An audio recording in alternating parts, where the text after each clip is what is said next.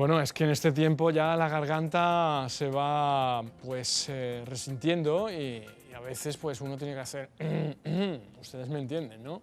Es que estamos en directo. Si estuviéramos grabando a lo mejor lo quitábamos, pero yo creo que es como la vida misma, ¿no? Que tienes ganas de hacer porque la situación lo requiere, pues lo haces y ya está, no pasa nada. Bueno, al margen de este comentario, vamos a continuar, lo hacemos con el gran ilustre Miguel Yuste, que está aquí con nosotros, que le damos la bienvenida. Don Miguel, muy buenas. Hola, José, buenas tardes. ¿De qué vamos a hablar hoy? Hoy vamos a hablar de un pueblo enigmático que Pues ¿vamos a hablar de moda? Vamos a hablar de moda, sí. Vale. Vamos a hablar de la historia de la moda concretamente de los etruscos.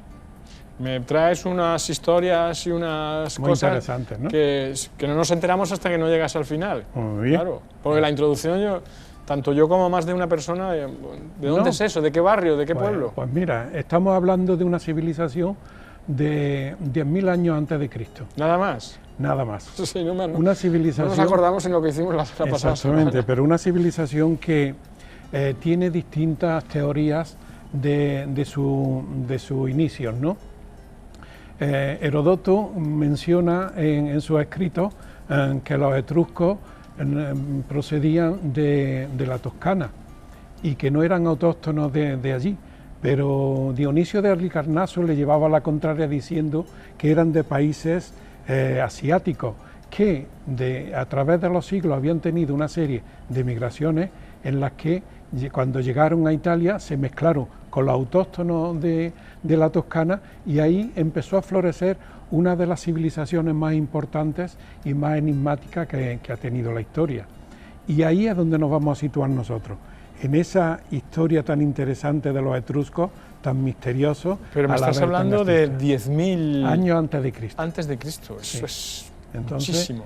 Gracias a las excavaciones recientes, hemos descubierto que fue una civilización que ya traía una historia del Neolítico, que fueron un pueblo que fue nómada, pero que está comprobado que fueron los primeros pobladores o los primeros pueblos que se hicieron sedentarios, en los que empezaron la agricultura y la ganadería, que se hicieron recolectores. Miguel, y una pregunta, ¿ya había moda 10.000 años Ya antes había de Cristo? moda y ellos la tenían.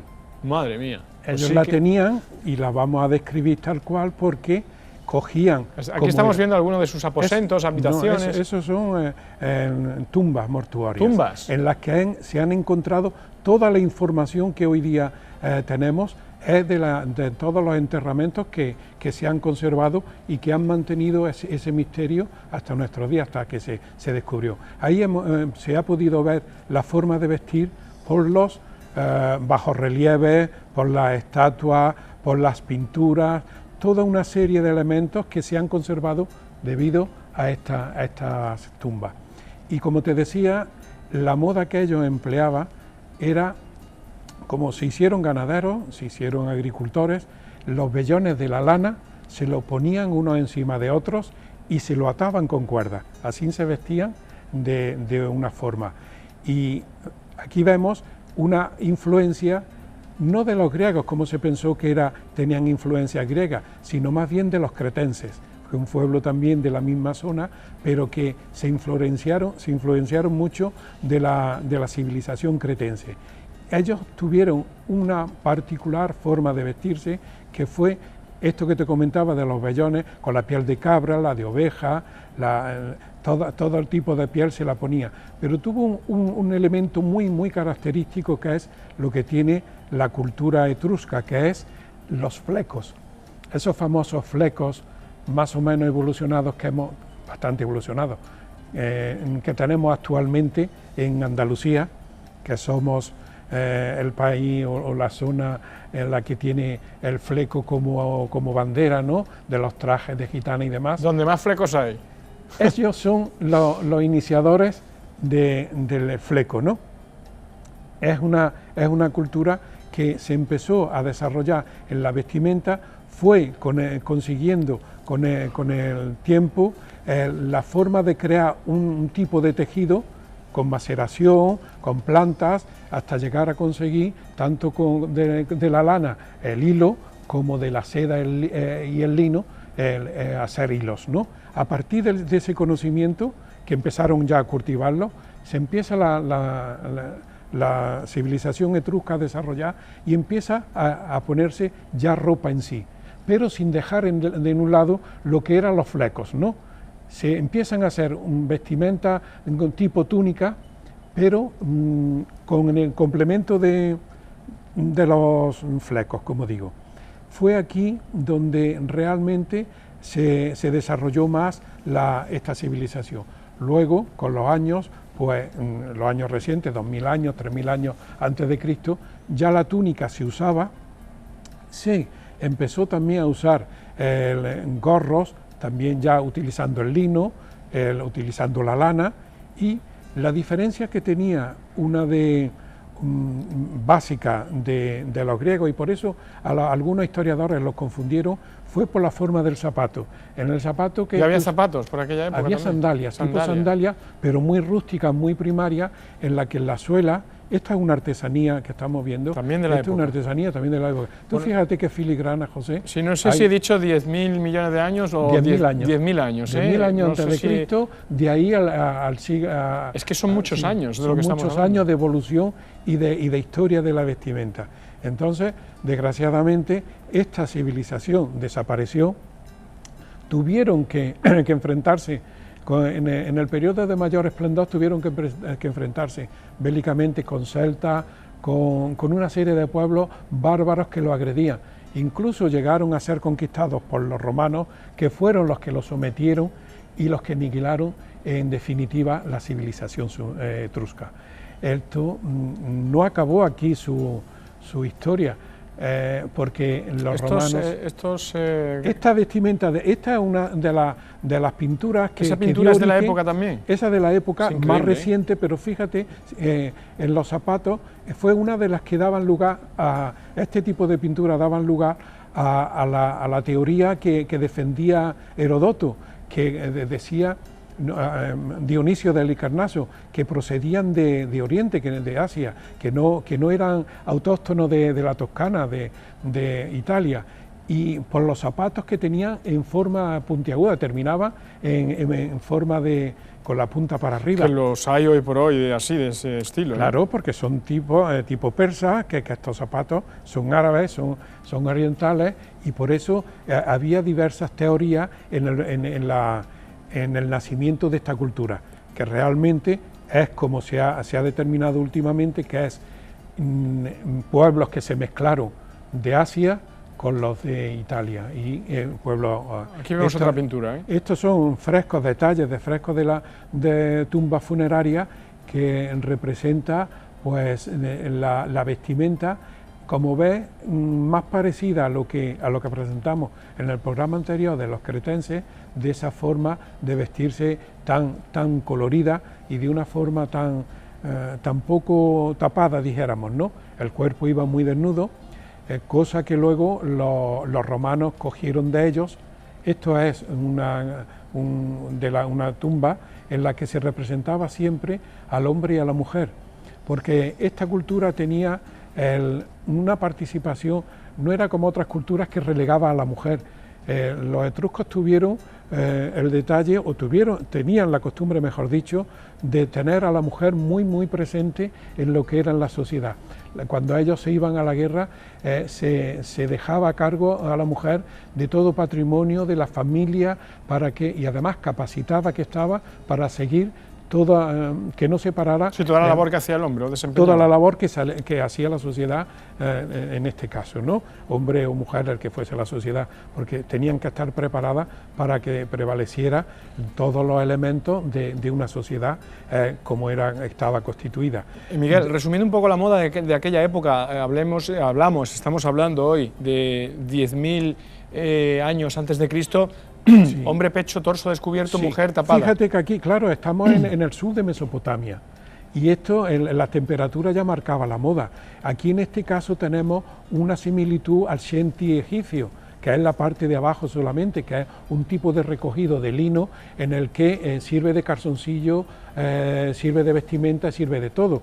En la que era una vestimenta usual. Aquí tenemos un clámide, lo mismo que usaban los griegos y usaron los romanos también, porque estas civilizaciones fueron las que nutrieron de moda y de elementos de vestimenta a tanto romanos como a otras culturas, porque de ellos los romanos tuvieron la vista o el interés de adaptar de todas las civilizaciones y todos los pueblos que habían conquistado, adaptar su vestimenta. Las togas son de los griegos, la túnica de los etruscos, una serie de elementos que los romanos adaptaron para ellos.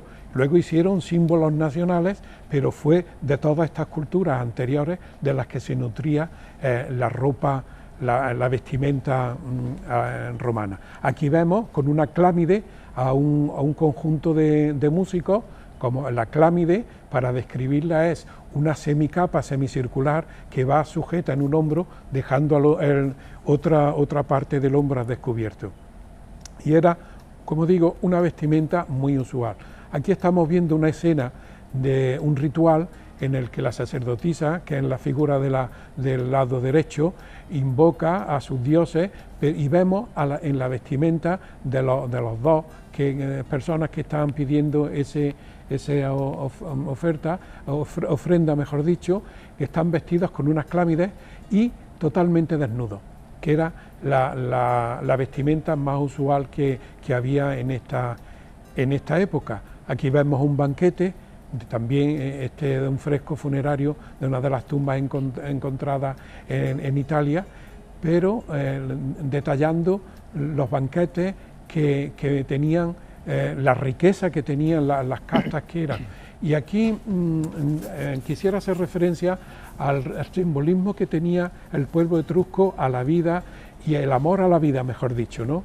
Mezclaban la fantasía con la realidad, y aquí hablaba de la satisfacción, del bienestar, de la gloria tan grande que tenía el hombre, que tenía que estar implicado en lo que era, no yo solamente en la sociedad, sino en los mitos y en la realidad, que se nutrían como los animales, se nutrían de la libertad del pájaro, de la fuerza del león, de la astucia de la serpiente, todo hacía un unísono para identificarse con él. Resumiendo, lo que trataban era de vivir en acorde con la naturaleza y con las fuerzas de ella. Bueno, y la vestimenta, pues realmente, como hemos visto, luego estos son los últimos años ya de decadencia del pueblo etrusco, en los que, como podemos ver, aparte de las botas esas puntiagudas, pues vemos los mantos y vemos las túnicas más cerca ya al primer siglo, el segundo siglo antes de Cristo. Miguel, observo que, bueno, de todas las secciones que hemos hecho ya, que gran parte de la historia de la moda emana de Italia, ¿no? Italia, Mesopotamia, de toda la parte que realmente empezaron las primeras civilizaciones. Esto es una entrada a una tumba. Aquí, gracias a estas tumbas, como digo, tenemos toda esta información de la vestimenta, y gracias a ella tenemos datos de esta conservación, tenemos datos de ella. La moda ha estado desde que el hombre es hombre. El hombre tuvo en las primeras glaciaciones, 12.000 años antes de Cristo, la última glaciación que hubo, el hombre salió de las cuevas, primeramente se refugió en ella por el enfriamiento del clima, y luego tuvo que salir de ella porque ya el clima era más benigno y ya empezó a cubrirse de alguna forma con pieles de animales. Con pieles de animales, con hierbas, con plantas, con todo lo que hizo, hasta que fue desarrollando un tipo de tejido, como digo, de las fibras vegetales, del lino y de los animales como la lana o el lino, todo esto. Pero ha sido una serie de evolución constante y continua en la que el hombre ha llegado a tener ese tejido que hoy disponemos tan fácilmente de ellos por metro, y a veces tan mal valorados, pero muy trabajado en la historia y dando mucha importancia. La necesidad del hombre la tuvo de cubrirse. En ese momento que el hombre se cubrió, cada uno se vestía de forma y manera según le gustaba. Ahí empezó la moda.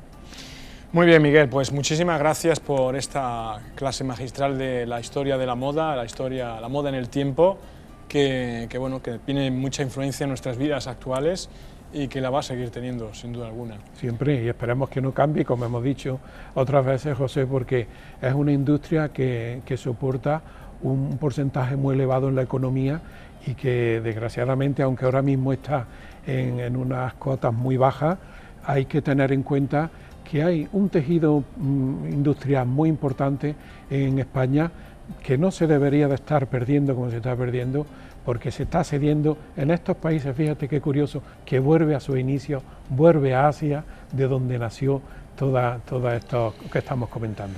Muy bien, muchísimas gracias, Miguel Yuste, experto en moda, modisto, ha estado aquí con nosotros compartiendo este momento, esta historia de la moda. Vamos a hacer otro alto, último alto en el camino. Está ya preparada nuestra compañera Lucía, a la vuelta ya. Prepárense porque directamente va a comenzar a darnos también esa clase magistral de mantenimiento para tener el cuerpo en forma, para estar en forma para el verano que viene y, cómo no, para la Navidad, para que podamos comer todos los polvorones que queramos sin miedo a engordar. Vamos a ello. Hasta ahora.